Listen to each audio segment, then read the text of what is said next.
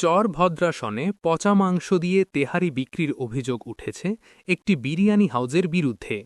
মঙ্গলবার দুপুর ৩টের দিকে এ ঘটনা সামনে আসে। স্থানীয়দের অভিযোগ, নান্না বিরিয়ানি হাউজ নাম পরিবর্তন করে পরিচালিত ওই প্রতিষ্ঠানে অস্বাস্থ্যকর পরিবেশে খাবার তৈরি ও বিক্রি করা হচ্ছিল। অভিযোগকারী মুদি ব্যবসায়ী সায়েম হোসেন জানান, তিনি প্রথমে তার ছেলেকে ওই বিরিয়ানি হাউজের খাবার খেতে দেন, পরে নিজেও খাবার খান। এ সময় তিনি বুঝতে পারেন পচা মাংস দিয়ে তেহারি রান্না করা হয়েছে এবং খাবার থেকে দুর্গন্ধ বের হচ্ছিল।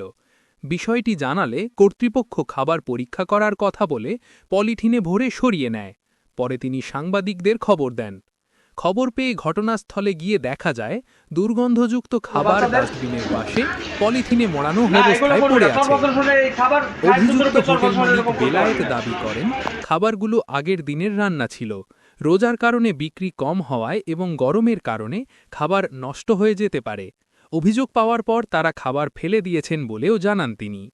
চিকিৎসকদের মতে এ ধরনের অস্বাস্থ্যকর খাবার খেলে ডায়রিয়া, গ্যাস্ট্রিক, আলসার, টাইফয়েড সহ নানা রোগে আক্রান্ত হওয়ার ঝুঁকি থাকে।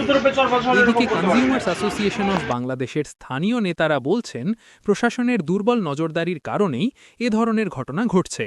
ঘটনার বিষয়ে উপজেলা নির্বাহী কর্মকর্তার সঙ্গে যোগাযোগের চেষ্টা করা হলেও তার বক্তব্য পাওয়া যায়নি। উল্লেখ্য, এর আগেও একই প্রতিষ্ঠানের বিরুদ্ধে প্রতারণার অভিযোগে সংবাদ প্রকাশিত হয়েছিল। আসলাম বেপারী, চরভদ্রাসন, ফরিদপুর। খাওয়ার ভিতরে রাইস 3 লুকমা খাওয়ার পরে আমি মাংস কামড়ছি। মাংস কামড়ে আমার সন্দেহ মনে হয়েছে যে মাংসটা গন্ধ। কী ব্যাপার মাংস গন্ধ কেন? পরে আমি জিজ্ঞেস করলাম, না ভাই মাংস আজকে। পরে আমি আবার আরও 2জনে খোয়ালাম। আমার পাশের টেবিলে 2জনে আমার সাথে নিচে, এরা 2জনে করতেছে মাংস গন্ধ।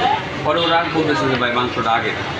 মাংস আগের মাংস তেহারির ভিতরে দেখা যাচ্ছে উঠাইয়া অন্য 2 দিন আগের মাংস ওগুলো দিয়ে দিছে এক।